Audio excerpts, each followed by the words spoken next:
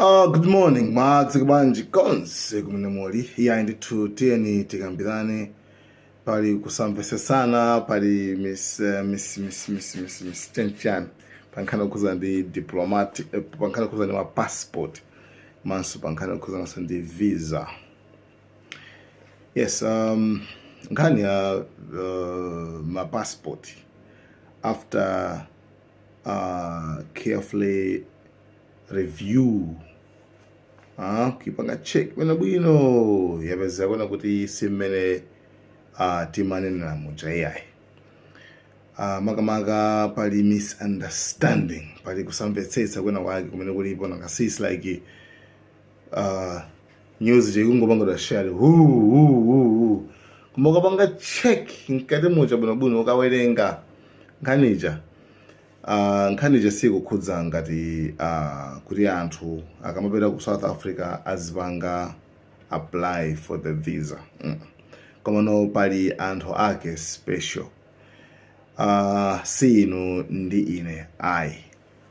Ndiye choyambirira tifati angane za mitundu ya ma passport. Mtundu woyambirira ndi wa diplomatic passport imene ndithu imene imakhani ma diplomats kapena ndithu akuluakulu nduna chani akuluakulu madziwa amboma amene amayenda ndi passport ya diplomatic passport. Ndeti ndi passport ina passport ya timati service passport. Passport imene umatenga wakhaulumiro ndi boma nakutuma ase tapita kapangeza kuza kuti kapena mukapangeza kuza kuti ndio umatenga passport ya service imene iyi imene muchito pasula ndi boma iweyo kupasula ndi boma.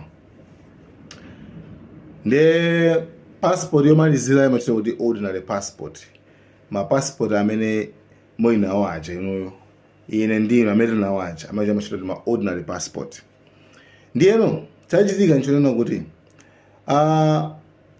ma ordinary passport aino ndine aja komanso diplomatic passport aja ma big aja amene ajawo palibe kufunafuna visa, palibe kuti upanga apply visa utane ayi zimenezo palibe.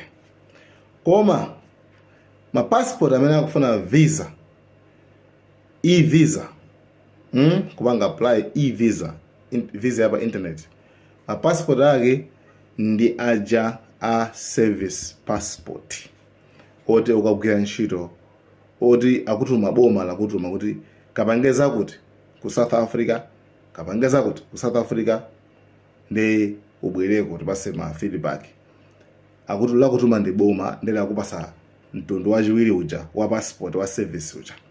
Ndiyeno ukatero muja ndi kuti iweyo uzipita then muzipanga apply pa internet kenako azikupasani ka visa kacha mwanati kuti mukwanise kulowa mu South Africa. Koma ena onsewo ma ordinary yayineja amene anjayi ku South Africa kungokwera galimoto kumapita basi palibe zokapangaso apply china chilichonse iyayi pamene kuti mvane bwino. Komano mwina zimenezi zachitika chifukwa chani? Zimenezi zachitika chifukwa chonena kuti tuvane pano pali anthu ena ake amene nthawi ijayi anapita ku South Africa makapanga zinthu za NRB zomapangisa ma ID chanchani. Mukumbukira nthawi ena ake ku South Africa I think malando awiri okha I think anachitika anthu amene amalawa anachola chi building for cholimbirana kuti ineso ndilowe ndikatengeko zote ndikapangisa ID yanga nthawi imene ijayo anthu amene anatumidwawo amene anatumidwawo kuti akapangeza za ma ID anatumidwa ndi NRB amene adabwera ku South Africa ndikupanga zawozo ndikuthana nazo ndikubwerera.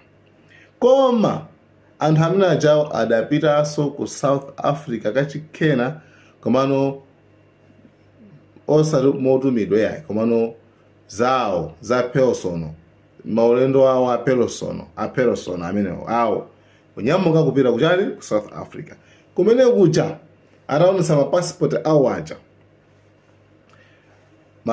awo aja, mu system anavuta kuti apange scan bwinobwino.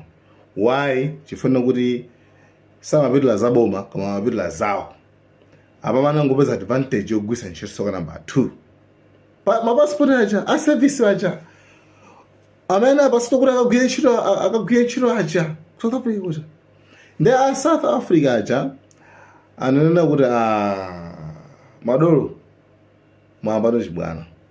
Therefore mwamwayi kunali anaita na ambassador wa Malawi amene wa ku South Africa kuti akulu tabwani kuno ndalongoswana nkhani iyi. Kodi nkhani iyi ikuti bwanji? Anthu awawa abwesa passport imeneyi yosenza kuti boma la watuma azagwira ntchito ku South Africa. Koma no iwo ajawo palibe sizikwanisa system, sizikwanisa kali kukosa kuti azalani kunoko. Chifukwa iwe nopanga scan bwinobwino nde afita kuilondoloza nkhanicha anapezera anthu aja ndi amene anangotumidwa ndi NLB nthawi imeneyoyo kuti akagwira ntchito ku South Africa ko za ma IDs ichi. Ndi iwo aja apezera mwayi opitiranso kutenga kugwisa ntchito passport yomwe ija kupita nayo kuti South Africa kucha. Therefore South Africa pamene ngoti akulu onse amene atumidwa minimum, by the way, minimum mu passport imene mmakhala kale visa. Komano iwana kuti onse amene atumidwa ndi boma la Malawi kuti akagwire ntchito ku South Africa kugwisa ntchito service passport imene ijayo ndi kuti iwo ajawo they require a visa, e-visa. Akufunikira e-visa kuti aitenge apite kenako akarani apange apply akavomera basi zawo zikhaza tralombo.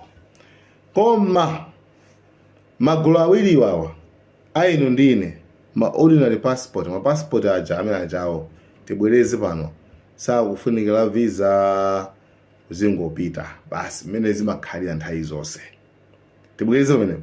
Komanso wa diplomat nayenso diplomatic passport nayenso adzingopita ku South Africa popandaso visa ina iliyonse. Only service visa imene yatumidwa ndi boma kuti makapange zinthu imene yoyo ndi imene muzitani muzipanga muzifunika. It requires e-visa. Ndiye sa nkhaniyo ndithu yamveka. Ndiye forget iwalani zonse zimene ndithu tikukambirana timakambirana kuti ayi Malawi azifunika visa makuti ayi palibe zimene zozo. Ordinary passport, passport wamba athu amene mwina nawo ino aja amene ajawo ndi modzimodzi basi mmene timapangira mwanthawi zonse. Khulula mtambo wautali wa ku South Africa kujoweni kutheba. Ndiyeno mukawalenganso panthu paja chibaluwa chomwe mukachiwerenge chibaluwa chija mupeza kana kuti alembapo kunena zoti moti exempt ndikuti kupatula moti diplomatic passport komanso ordinary passport. Nde komano alemba kuti izizi zikupanga apply to the service passport. Alemba kuti service passport. Nde nkhani yake ndi ya service passport koma inawo ayi. Guys, thank you so much. Malawian Cameras. Good morning. Tsiku labwino.